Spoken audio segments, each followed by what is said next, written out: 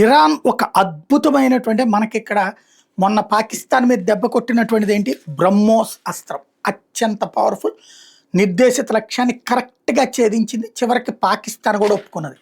అట్లాగే ఇరాన్‌కి సంబంధించినటువంటి హజ్‌కాసిం క్షిపణులు, ఆళ్ళ బ్రహ్మోస్ లాంటివి. అంటే ఇవి సూపర్ సోనిక్ వేగంతో వెళ్తాయి.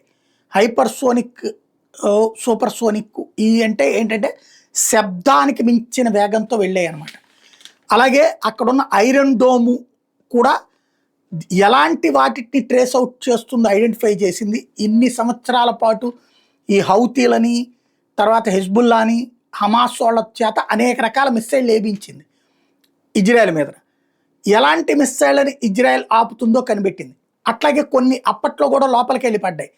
అలా ఎలా పడ్డాయి, ఏవైతే పడ్డాయి అన్నటువంటి లెక్క తీపిచ్చింది. ఇవన్నీ అసెస్ చేస్తూ వచ్చి దానికి ఒక పవర్ఫుల్ వెపన్నే వాళ్ళు తయారు చేసింది హజ్‌కాసిం క్షిపణి. ఇది ఉందన్న ధైర్యమే ఓ రకంగా చెప్పాలంటే. వాళ్ళ అమ్ముల పొదిలో ఇట్లాంటి అస్త్రాలు చాలా ఉన్నాయని ఇరాన్ చెప్తూ వచ్చింది. అనేకసార్లు వీడియో కూడా రిలీజ్ చేసింది. ఇప్పుడు అది ఇజ్రాయెల్లో ఉన్నటువంటి కీలకమైనటువంటి స్థావరాలని కొడతా వస్తుంది. అమెరికానైనా సరే వీటితో దెబ్బ కొట్టగలమన్నటువంటిదే ఇరాన్ యొక్క ధైర్యం.